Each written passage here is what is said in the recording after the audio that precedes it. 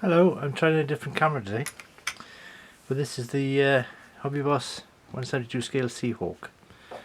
That's just the lid though, because it'll save time pushing the lid off. Inside, got a couple of bags full of different sprues.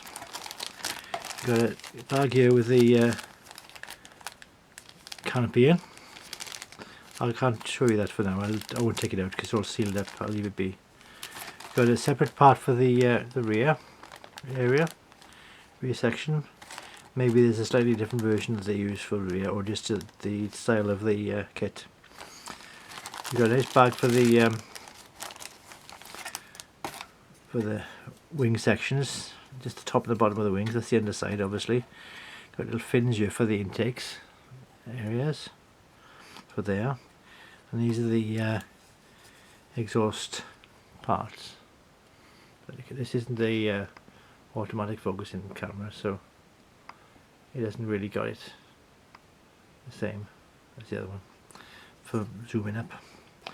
But there's, I don't know if you can see there's recessed detail on there, on panels, and got a similar part here which I haven't taken off, and they just go together like that for the front end.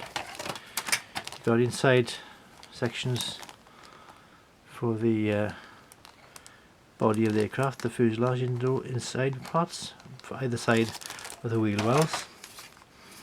I'll show you the instructions now, but for a change I'm showing you the kit itself first. A little bit of a bathtub cockpit area there.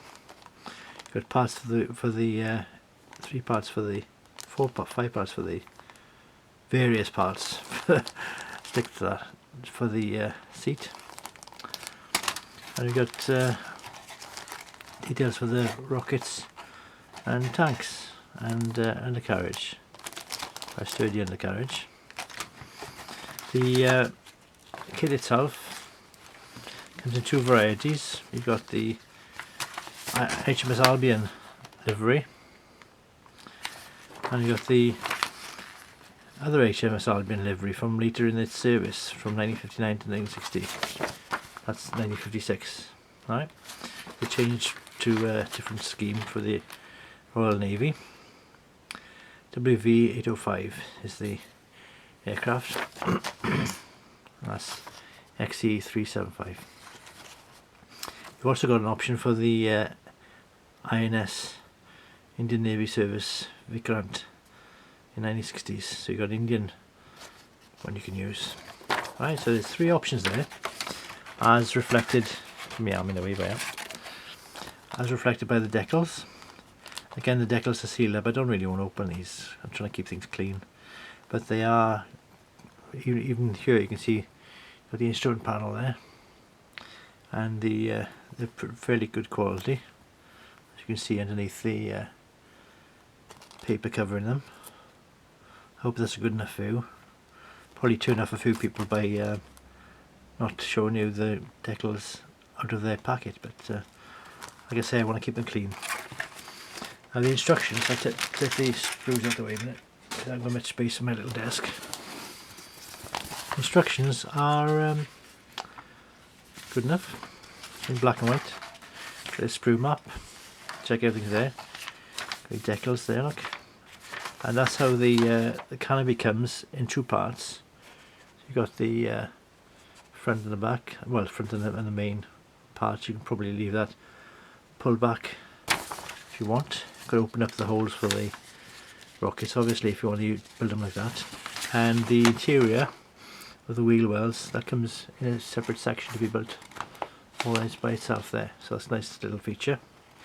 And again, the interior for the canopy and the cockpit, everything fits down in the modular little section there, look, see? And plonk it up there, look at that. Got a little forward bay there for the nose wheel, so it's not showing inside. And there it all goes, just together. Got a little front end but there already, and you got the back end of it all, another module to build. Just stick them all together like that. And seems a simple enough way to build it. Then you've got the obviously the undercarriage to put on, or not, depending on what you want to do. And or tanks and bombs and rockets. Well, rockets really. But you've got a deep nose wheel area, and you've got nicely detailed interior as well for the wheel wells. So there we are. That is the quick look, because it really is quick, and using my other camera, of the Hobby Boss Sea Hawk FGA.6. Alright, thanks for watching this if you've watched this far, and speak to you again, probably with a different camera, because this hasn't got the right lighting of it. Ta-da now. Ta-da. Bye-bye. Adios. Alright.